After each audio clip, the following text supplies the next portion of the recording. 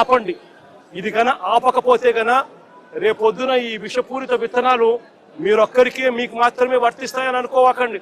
ఈ రోజు వైఎస్ఆర్సీపీకి సంబంధించిన ప్రతి గ్రామ స్థాయిలో కూడా ప్రతి కార్యకర్త కూడా దెబ్బతినున్నాడు, ప్రతి నాయకుడు దెబ్బతినున్నాడు. మీరు చేస్తా ఉన్న అన్యాయానికి వీళ్ళంతా కూడా దెబ్బతిని ఉన్నారు. వీళ్ళంతా రేపొద్దున మా ప్రభుత్వం వచ్చినప్పుడు వీళ్ళంతా కూడా మీ విషపూరిత విత్తనాలు ఆ రోజు పెద్ద చెట్లు అయినప్పుడు వీళ్ళు కన్నా స్పందించే తీరు స్పందిస్తున్నప్పుడు మీకేం జరుగుతుంది అని కూడా ఆలోచన చేసుకోమని చెప్పి చంద్రబాబు నాయుడు గారిని గట్టిగా హెచ్చరిస్తా ఉన్నా. ఇప్పటికైనా బుద్ధి జ్ఞానం తెచ్చుకోండి. దేవుడు అంటే భయము భక్తి తెచ్చుకోండి. దేవుడు అంటే భయము భక్తితో బుద్ధి జ్ఞానంతో మంచి పరిపాలన ఇచ్చి ప్రజలకు మేలు చేసి వాళ్ళ గుండెల్లో స్థానం సంపాదించుకునే కార్యక్రమం చంద్రబాబు నాయుడు గారు చేయాలి. చేతనైతే సూపర్ 6లు సూపర్ 7లు ఇటువంటివన్నీ కూడా అబద్ధాలు చెప్పకుండా మోసం చేయకుండా ప్రజలకు మంచి చేసి ఇచ్చే కార్యక్రమం చేయండి. మీ పుణ్యాన అని చెప్పి నిర్వీర్యమైపోయిన స్కూళ్లను బాగు చేయండి.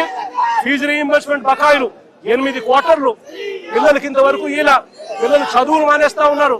వాళ్ళ పరిస్థితి గమనించి వాళ్ళ చదువులను ఆదుకునే కార్యక్రమం చేయండి. ఆరోగ్యశ్రీ హాస్పిటల్స్ మూసేస్తా ఉన్నారు. పేదవాడికి వైద్యం అందని పరిస్థితిలో పేదవాడు ఉన్నాడు. ఆ ఆరోగ్యశ్రీ నెట్వర్క్ హాస్పిటల్కి ఇవ్వాల్సిన బకాయిలు క్లియర్ చేసి ఆ నెట్వర్క్ హాస్పిటల్ నిలబెట్టి మళ్ళా పేదవాడికి ఉచితంగా వైద్యం అందించే కార్యక్రమం చేయండి.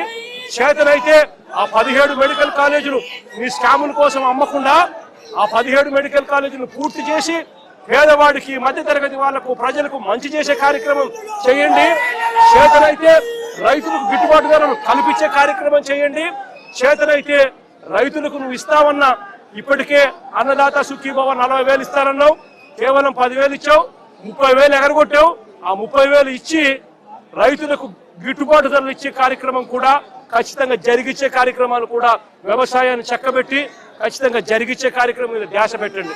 ఇవేవి కూడా ధ్యాస లేదు, మన్ను లేదు, పాడు లేదు.